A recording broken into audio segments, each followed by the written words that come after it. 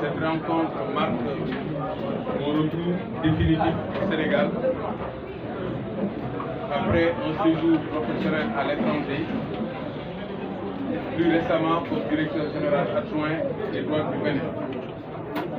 Permettez-moi de remercier les autorités béninoises de m'avoir offert l'opportunité de me mettre, après l'avoir fait dans mon pays, au service d'un pays africain frère, de surcroît dans le corps d'élite de la douane, un domaine d'activité qui, en plus d'être une chair collée à ma peau, m'a mis le Bénin dans le cœur. Chers journalistes, hommes et femmes de médias, je voudrais avant tout vous encourager pour le rôle que vous jouez dans la démocratie. Dans cette période sensible, votre responsabilité est encore plus lourde. Vous méritez respect et soutien. Vous devez veiller à votre indépendance avec courage et intégrité. Dans cette direction, vous nous trouverez toujours à vos côtés. Je suis de retour au Sénégal, que je n'ai jamais quitté. On ne quitte pas son cœur. Je suis revenu pour me consacrer en plein temps au parachèvement de l'entreprise de conquête du pouvoir dans laquelle je me suis engagé avec foi et détermination. Comme vous le savez, nous empruntons la dernière ligne droite vers l'élection présidentielle du 25 février 2024 avec le sentiment d'avoir accompli des pas importants avec le Parti de la Construction et de la Solidarité, PCS Djengou Taba, sous la conduite de son secrétaire général, M. Mordia.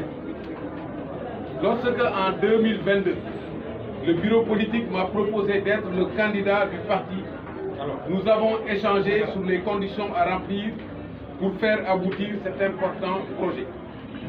Les unes dépendaient de moi, les autres du parti. Toutes sont à présent réunies en attendant la tenue du premier congrès ordinaire d'investiture prévu le 24 décembre 2023 au Grand Théâtre National de Dakar, consacrant l'investiture du candidat. Chers journalistes, hommes et femmes de médias, j'ai le plaisir de porter à votre connaissance que les instances du parti sont installées aussi bien au niveau national qu'international, qu'au niveau national que local. Secrétariat politique, bureau politique, comité directeur, commission technique, collège des sentinelles, collectif des élèves et étudiants, collectif des cadres, collège des sages et personnalités morales, ainsi que les comités locaux au niveau des communes, départements et régions. Le programme économique et social tabac est validé sous l'égide du collectif des cadres. La caution est mobilisée, le parrainage est bouclé et Kama est prêt à gouverner le Sénégal dans l'harmonie et la paix. Je voudrais féliciter tous ceux qui, de près ou de loin, ont contribué à ces avancées significatives dans la rigueur, sans tambour ni trompette.